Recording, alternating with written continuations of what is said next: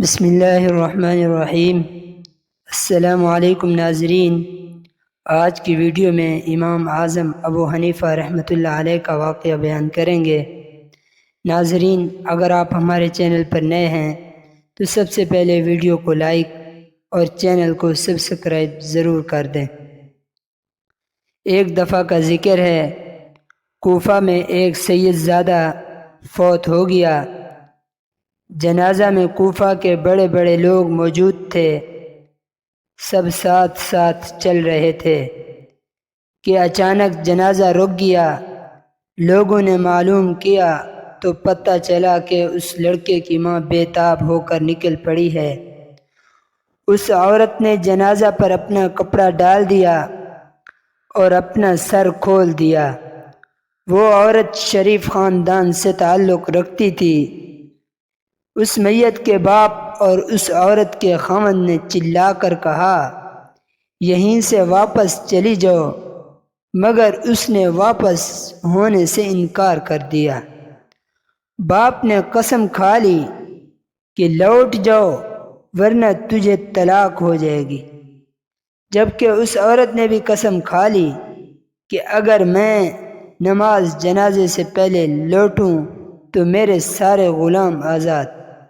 دونوں کو بعد میں احساس ہو گیا کہ انہوں نے کتنی بڑی غلطی کی ہے۔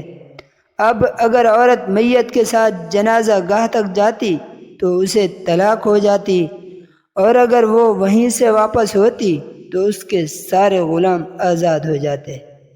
سب لوگ پریشان ہو گئے۔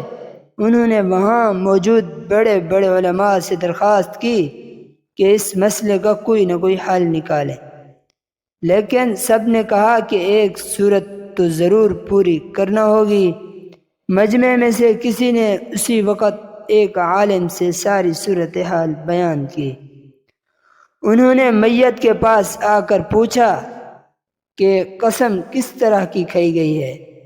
چنانچہ میت کے باپ اور اس کی ماں نے اپنی اپنی قسم بتا دی۔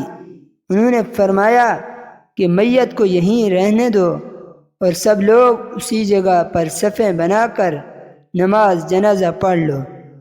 چنانچہ اس سید زادہ کی نماز جنازہ وہیں پر ادا کی گئی۔ اس کے بعد انہوں نے فرمایا کہ عورت یہیں سے واپس گھر چلی جائے۔ اس کی قسم پوری ہو گئی کہ وہ نماز جنازہ کے بعد واپس جا رہی ہے، اور مرد کی قسم بھی پوری ہو گئی کہ اس کی بیوی وہیں سے واپس ہو گئی ہے۔ سب لوگ ان کی ذہانت پر عش عش کر اٹھے۔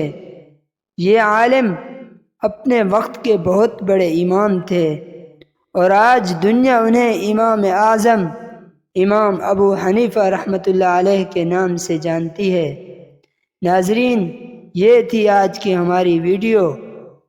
اگلی ویڈیو تک کے لیے اللہ حافظ۔